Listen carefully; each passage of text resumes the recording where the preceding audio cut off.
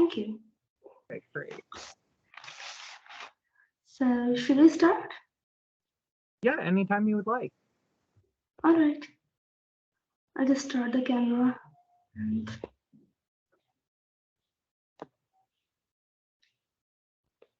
Hello. Hello. Hi. So, we start? Yes, anytime you're ready. All right. Can you hear me clearly? I can, yes. Yeah. So, hello. I am Kaushiki Dash, and Mr. Shields, who specializes in the famous Tokusatsu genre, has joined us today to share their knowledge about it. Good morning, Mr. Shields. Thank you for joining us. Thank you. Thank you for having me on. I'm very happy to be here. Would you like to introduce yourself to our audience? Absolutely, yes. I'm Tim Shields. I'm the president and CEO of Zaya Enterprise America over on YouTube. I make tweets, I make stop motion, and I review movies, primarily focusing in the tokusatsu medium. I like to emphasize historical context as a means of applying tokusatsu as a template into real life philosophy. Thank you. So, according to you, what makes this genre so interesting? I think the accessibility is the major appeal to me. Really, anybody can make tokusatsu. It's the ultimate form of guerrilla filmmaking in a lot of ways. Like, I don't have the budget on any level to make something, in the scale of Ultraman with giant cities and things like that. So instead, I make little dioramas and I just use action figures for all of the action scenes that I can't accomplish through traditional acting methods. So I think that freedom of both established filmmaking tradition and a lower creative budget allows for a lot more creative freedom. So that's why you end up seeing such dynamic and unique, I want to say, entries in tokusatsu because it's not just film, it's not just TV. Um, yeah, I think it's just an entirely unique medium of filmmaking. How did you get passionate about it? Was there any Uh, specific reason? my mom actually got me into it when I was super young, like 3 years old. We used to watch like Godzilla and Power Rangers was just coming out at the time, and that was sweeping the nation. Mortal Kombat was around at the time, and that's very much rooted in a lot of tokusatsu tradition. Uh, there was really just a big boom of like low budget practical effects action going on when I was growing up that made tokusatsu as a genre really accessible, especially with how much it started coming over in the 90s. We were getting entries like The Guyver and Zuram, and there was just always something new for me to watch. According to you, what are the best shows or movies in this genre? I mean, I like Kamen Rider. Zuram by Keita Amamiya, I think, is really incredible. I think that one deserves a lot more praise than it got. It's just sort of like a cult hit these days, but I think it was one of the stronger portrayals of women in action media for its time. The Guyver was always huge to me as a kid because I had watched the anime and I was really into that sort of Brian Yuzna Stuart Gordon collaboration sort of effects work, and Brian Yuzna was one of the makeup artists on the first Guyver, so that was my gateway. But I think Guyver 2 Dark Hero by Solid Snake from Metal Gear Solid of all people. David Hayter wrote that one for some reason. I think that one's really fun. Happiness of the Katakuris by Takashi Miike is probably my number one pick. Like if I were going to recommend just a random tokusatsu to anybody, it would be that one. I think that it's really beautiful and inspirational, and it has a million great techniques for like amateur filmmakers to do things on a budget. But Um, Kamen Rider is my number one favorite. Excuse me for a second, but is there something problematic with your camera? Because it's cutting after a few seconds. It's is it lagging or? It's just cutting off after a few seconds and it's just showing your name. Oh, I am sorry to hear that. It's coming through on my end. I'm not uh, Oh, quite. is my video showing properly? Yes, yeah, yours is fine. Mine is showing up as fine. It might just be like a Wi-Fi issue or something. I'm not sure.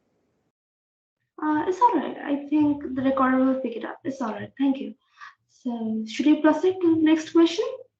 Yes, absolutely.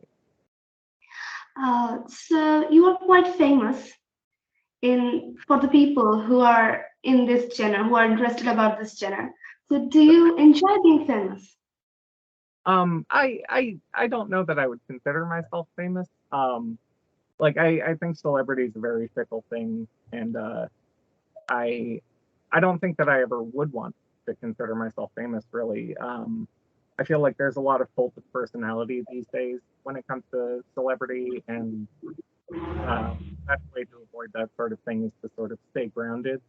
I try to engage with a lot of people who are just sort of starting out in this field and confer with them, and I I I think that it's cool that I have a platform that has a degree of influence in the world, but really for me, just every day I get up and talk about Tokusatsu. It's not about like being famous or anything. It's just a thing that I really love. And if I can spread that to other people and make them love that too, then like we're all celebrities. You know what I mean?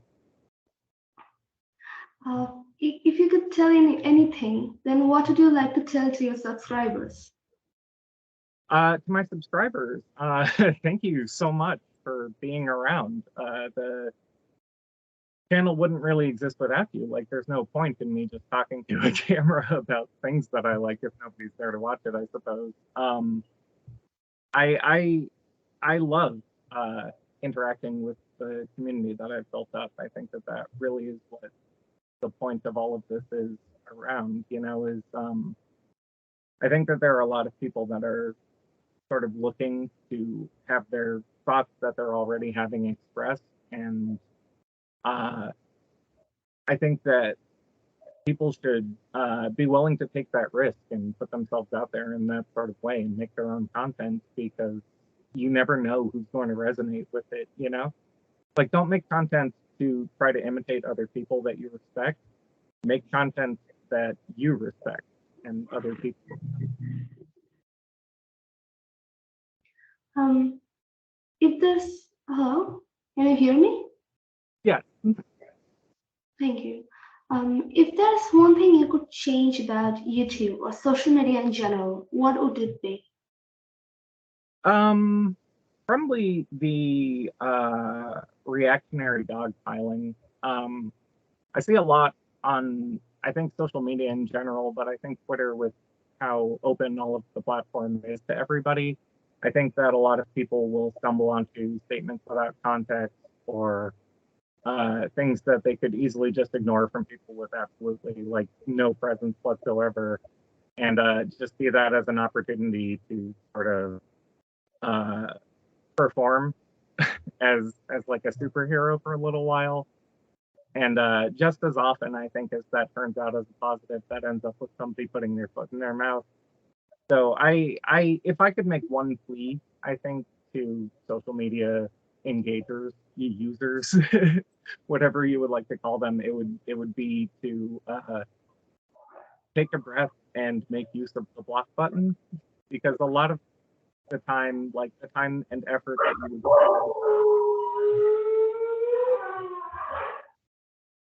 spend Bowser, Kamen Rider, doesn't like Santa because he usurps his position in the house.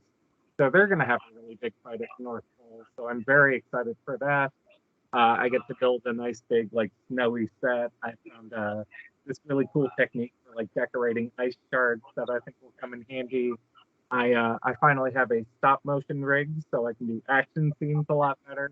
Um, so that's all very fun. I picked up a little car that works with action figures. You can see there's Bowser and Naruto in there right now. So I have a lot more range in terms of writing sketch comedy for Zaya Theater, which is a little stop motion sketch show.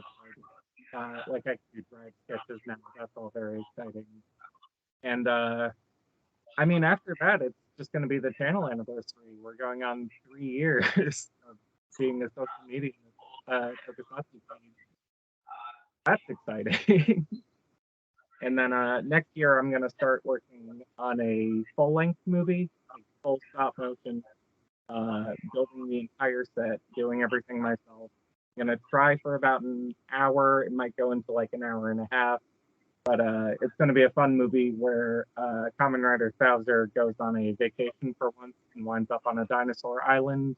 So that should be fun. It's sort of an homage to Ray Harryhausen and like foundational stop motion, you know, all those old dinosaur movies.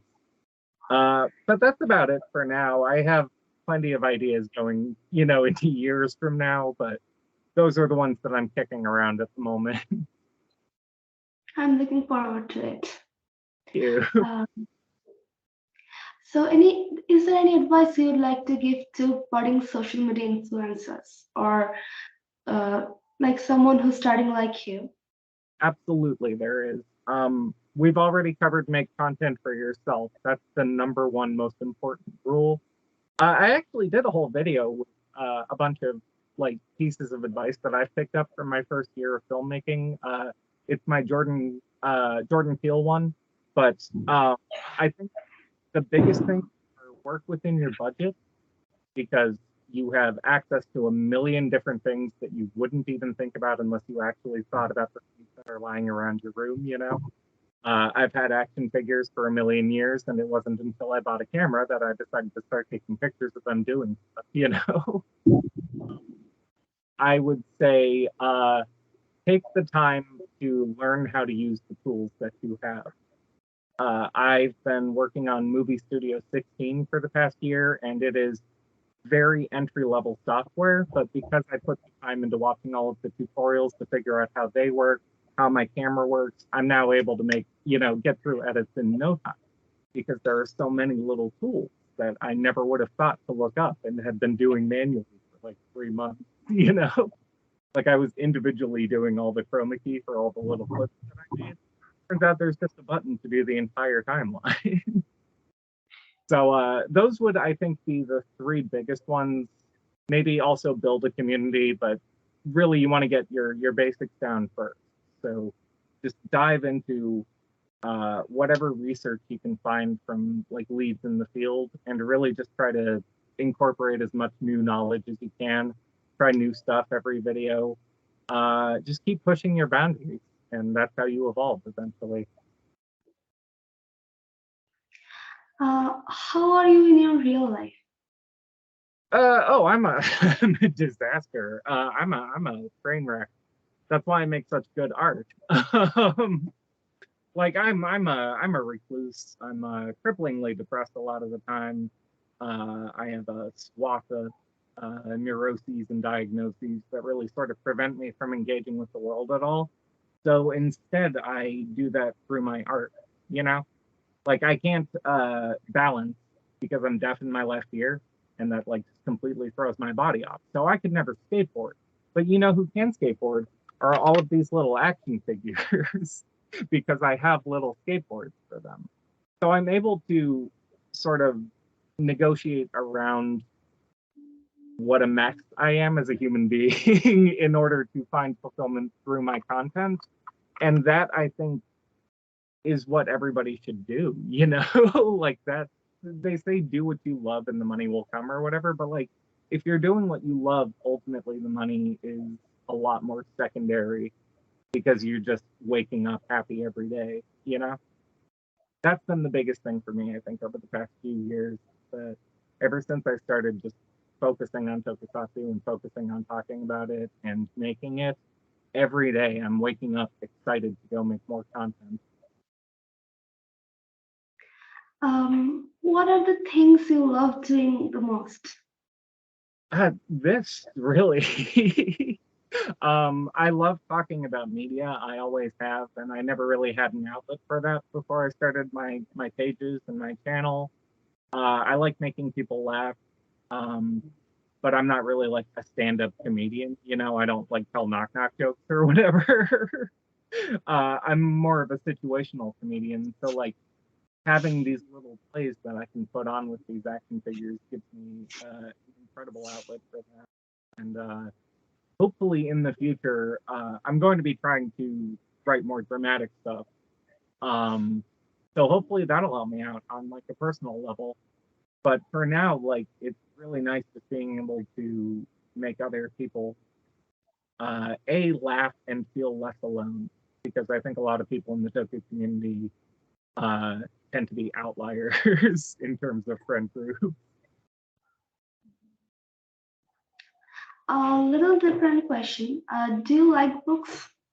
I love books. I'm actually the number two Google result for Fantastic Bookstore Kamiyama from Saber because that is my character. I know I'm a huge guy fan and everything, but no, I actually have a whole bookshelf over here. I have three over there, one over there. I'm right in the middle of reading the second Jurassic Park again. That one's always really great. You always forget how great Michael Crichton is at writing because you're like, oh, there's going to be a ton of science in this, but he just makes it so engaging, you know? Like the way that his characters talk, I think is really peppy. Um, yeah, no, I love reading. Me too. Like Good. my entire channel is based off this thing, sharing informations that don't really matter but are interesting nonetheless. Oh, I totally feel you. That's exactly how I feel. Yeah. So have you ever cried at a film? Oh, constantly. Are you kidding? I watched Shin Godzilla the other night. I was bawling my eyes out. I'll watch Ultraman movies and cry. Like I think that that's pretty healthy. Like movies are there to put you in the position of the characters in the film, and characters in film go through a lot harder stuff than a lot of people in real life for a reason, so that we can learn what it's like in that position. You know, Grave of the Fireflies is like the biggest one that comes to mind for me. The Hayao Miyazaki World War II movie. Like I don't think that I've ever seen somebody make it through that without shedding at least one tear. You know what I mean? But like that's I think sort of the point. You know, like if art is there to communicate thoughts and emotions that words can't, then I think if you failed to create an emotional resonance in your audience, then you kind of failed that audience, you know? Yeah. So here's our last question. What's your favorite movie outside of this genre? Oh, that's tough. Geez, where to even begin?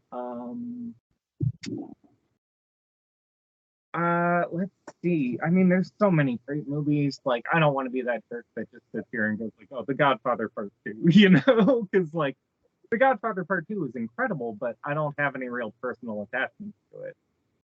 Um, geez, favorite movie. That's a tough one. Uh, I'd almost be tempted to say Garden State, the old Zach Braff one, just because I personally relate to that a lot. Like a decade ago. I feel like if I hadn't seen that movie, I would have kept going down a really ugly path. Um, Geez, that's tough. Happiness of the Katakuris by Takashi Miike is absolutely incredible. Really anything by Takashi Miike. His earlier work, you get a lot more misogynistic and like ultra violent stuff that's trying to be shocking. But as he got older, I think works like Zebraman, which is a parody of Kamen Rider of all things, really started to resonate with me. You know, like as I become more of an adult, I respect him a lot more to the point where I think I would probably have to put Happiness of the Katakuris as my favorite movie at the moment. Uh, that movie is So, like, so is there any movie that you are addicted to? Like it's your comfort movie whenever you are sick or not feeling well, or just that we all have. Yeah, for sure. um, I think I'll go with Happiness of the Categories as my final answer. That actually came in really helpful when I was filming my little Frankenstein parody because there was this scene where I had to, take the ceiling off so that it would let the light into the room, and I was like, "How am I going to do this?" And I thought back to that one, and all the action sequences, he has everybody turn into claymation so that it's cheaper to, and not in camera. And so I was, well, I'll just take it off and have it be like a joke about. I really think that that's sort of like I think Can you hear me? yes, like I think if you want to get into making movies on a budget, Happiness of the Katakuri is probably where you should start looking. So that's my favorite. Thank you very much for joining us today. I hope we can talk again later. And to the people watching this, please check out Mr. Shill's channel, where they share their insights on this genre. The links given on the description. Thank you for watching. And thank you for having me. Thank you very much. So yeah, done.